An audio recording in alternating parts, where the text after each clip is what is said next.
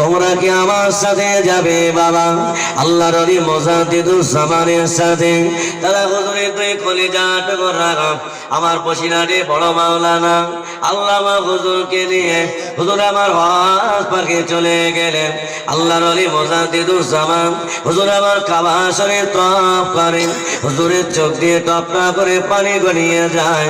হুজুর আমার কাবার কেলাম ধরে দোয়া করে, ও রব্বুল আলামিন, আল্লাহ আমি বাংলার আবু বকর, আল্লাহ আমার মনে বড় আশা, আমি একটা রাত আমার রাসূলের রওজার ভিতরে থাকিতে যাই।